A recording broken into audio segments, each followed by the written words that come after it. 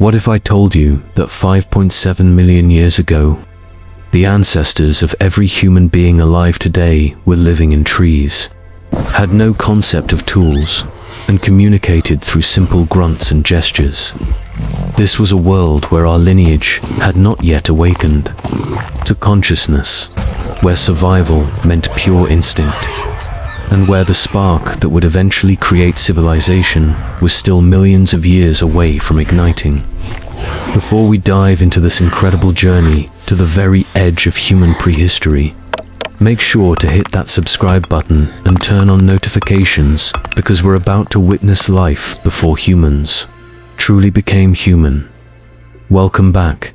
Today, we're journeying to one of the most mysterious periods in our evolutionary history. 5.7 million years ago, during the late Miocene epoch.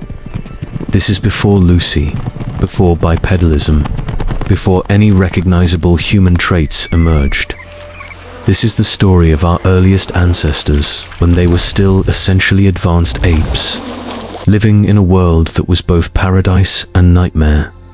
In this video, we'll explore what life was actually like for the last common ancestor we shared, with chimpanzees and bonobos. How did they survive in dense African forests? What were their social structures? And most importantly, what environmental changes were about to trigger the most significant evolutionary leap in Earth's history? What makes this period fascinating is that we're dealing with almost complete mystery. Fossil evidence is scarce, and scientists are still debating fundamental questions about how our lineage began its journey toward humanity. Stay with me as we piece together this incredible puzzle. Let me set the scene for you. 5.7 million years ago, the world was dramatically different from today. Global temperatures were 3 to 4 degrees Celsius warmer than present day. The Arctic had no permanent ice cap, and sea levels were 25 to 40 meters higher than today. Antarctica was partially green, and palm trees grew in Alaska, Africa. Where our story takes place was dominated by vast tropical rainforests that stretched across the continent. The Sahara Desert didn't exist yet. Instead, a lush, humid forest ecosystem covered most of northern and central Africa. The climate was stable, with consistent rainfall and minimal seasonal variation. During this period, our ancestors belonged to what scientists call the last common ancestor, or LCA, of humans and chimpanzees. While we don't have direct fossils of this creature, genetic analysis suggests they existed between 6 and 7 million years ago. The closest fossil evidence we have comes from sites like Taurus Manala in Chad, where Michel Brunet discovered Chadensis, nicknamed Tumai, dating to about 6 to 7 million years ago. Geological evidence from this period shows that Africa was undergoing slow but significant tectonic changes. The East African Rift System was beginning to form, creating the geological foundation for the environmental changes that would later drive human evolution. Lake systems were different, with massive inland seas covering areas that are now dry. Land, the fossil record from this period, shows an incredible diversity of ancient apes. Species like Ornithopithecus in Greece and Cyvopithecus in Asia demonstrate that ape evolution was happening across multiple continents. In Africa, early forms like Choropithecus, Abyssinicus in Ethiopia provide glimpses into the diversity of our ancestral lineage. Carbon isotope analysis of ancient soils indicates that C3 photosynthesis plants, typical of closed forest canopies, dominated the landscape. This suggests that our ancestors lived almost exclusively in dense woodland environments, very different from the savannas, where later human evolution would occur. The late Miocene was also characterized by what paleontologists call the Miocene salinity crisis, when the Mediterranean Sea temporarily dried up around 5.96 million years ago. dramatically affecting climate patterns across Africa and Europe. Here's where our story becomes truly mysterious. Despite decades of research, scientists still cannot agree on what our 5.7 million-year-old ancestors actually looked like, or how they behaved. The first major mystery is locomotion. Were they fully arboreal, spending their entire lives in trees, like modern orangutans, or had they already begun experimenting with ground movement? Fossil evidence is frustratingly incomplete. Some researchers argue that anatomical features in early fossils suggest limited ground movement, while others maintain they were purely tree-dwelling. Dr. David Begun's research on European Miocene apes suggests that some degree of upright posture may have evolved much earlier than previously thought, possibly as an adaptation for moving through tree canopies rather than ground walking. This challenges traditional views of human evolutionary timing. The second puzzle is social organization. Modern chimpanzees live in complex fission-fusion societies with intricate hierarchies, tool use, and even primitive warfare. Modern bonobos are more peaceful, with female-dominated societies and conflict resolution through social bonding. But which model represents our ancestral condition? Or was it something completely different? Recent studies of bonobo behavior by Dr. Gottfried Hohmann suggests that peaceful cooperation might be the more primitive condition, with chimpanzee aggression being a later evolutionary development. This would completely reverse our understanding of early human social evolution. Diet presents another major controversy. Dental analysis of early fossils shows mixed signals. Some teeth suggest fruit-based diets typical of modern apes, while others show where patterns consistent with tougher vegetation processing. But there's also evidence of possible meat consumption, though how this was obtained remains completely unknown. The timing of the human chimpanzee split itself is hotly debated. Molecular clock studies suggest anywhere from 5 to 8 million years ago. Recent genetic analysis by Dr. Nick Patterson indicates the split may have occurred in multiple stages, with possible hybridization events complicating the evolutionary picture. Perhaps most intriguingly, there's growing evidence that cognitive abilities in our ancestral lineage may have been more advanced than previously thought.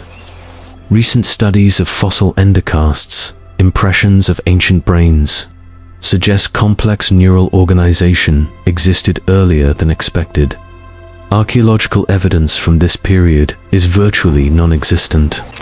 No stone tools, no evidence of fire use, no clear indicators of symbolic behavior. This creates what researchers call the deep prehistory gap, a period where behavior must be inferred from anatomy and environmental context alone. Now let's examine the competing theories that scientists have developed to explain this mysterious period. The East Side Story, proposed by Yves Coppens, suggests that tectonic activity in the East African Rift created a geographical barrier that separated forest-dwelling ancestors from those forced to adapt to increasingly open environments. The eastern populations supposedly developed bipedalism and other human traits, while western populations remained ape-like. The aquatic ape hypothesis, championed by Elaine Morgan, proposes that our ancestors went through a semi-aquatic phase around this time. Evidence includes loss of body hair, bipedalism useful for wading, excellent swimming abilities compared to other apes, and subcutaneous fat distribution. Critics argue the fossil evidence doesn't support extended aquatic living. The woodland hypothesis, developed by Peter Wheeler and others, suggests that early human traits evolved in woodland environments rather than open savannas. Bipedalism may have been advantageous for reaching food in trees and moving between forest patches, not for savanna living. Recent research by Dr. Tim White's team on Ardipithecus ramidus, dating to 4.4 million years ago, supports this woodland theory. Ardi lived in dense forests and showed a mixture of ape and human traits, suggesting the transition was more gradual than previously thought. The cooperative breeding hypothesis, proposed by Sarah Hrdy, suggests that extended juvenile dependency and cooperative child-rearing began very early in human evolution, possibly starting in our common ancestors with chimpanzees. This would explain the evolution of increased social complexity and brain development. Climate change driver theory proposes that gradual cooling and drying trends, beginning in the late Miocene, created selective pressures for adaptability and innovation as forests fragmented. Populations that could exploit multiple environments had survival advantages. The social brain hypothesis, expanded by Robin Dunbar, suggests that increasing social group complexity drove brain evolution. As forest environments became more challenging, groups that could coordinate better had advantages in finding food and avoiding predators. Genetic evidence provides additional clues. Analysis of ancient DNA preservation in African cave sites suggests that population bottlenecks occurred during this period, possibly due to environmental changes.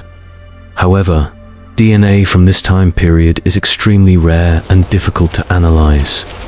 Recent discoveries in places like the Afar region of Ethiopia continue to push back the dates of important evolutionary developments, suggesting that the transition from ape to human began earlier and proceeded more gradually than once thought. To summarize, 5.7 million years ago represents one of the most crucial yet mysterious periods in our evolutionary history. This was the moment when our lineage was poised on the edge of an incredible transformation, though the creatures living then had no awareness of the journey ahead. These pre-human ancestors lived in a world of abundance and danger, where survival depended on social cooperation, environmental knowledge, and pure instinct. They possessed the genetic potential for language, tool use, and abstract thinking. But these capabilities were still locked away, waiting for the right environmental pressures to unlock them. The environmental changes that began during this period would eventually force some populations out of their comfortable forest homes and into the challenging savannas, where human evolution truly began. In a sense, this was humanity's last moment of innocence before consciousness awakened and changed everything. But many fundamental questions remain unanswered. What triggered the initial split between human and chimpanzee lineages? How gradual or sudden was this transition? Were there multiple experimental branches that we haven't discovered yet? What do you think was the most important factor that set our ancestors apart from other apes during this period? Was it environmental change, social cooperation, or something else entirely? In our next episode, we'll jump forward to explore the moment when everything changed. When our ancestors first stepped down from the trees and began their journey across the African savannas. Subscribe to continue this incredible journey through deep time. Until next time, remember that understanding our past helps us appreciate the remarkable journey that led to human consciousness awakening on this planet.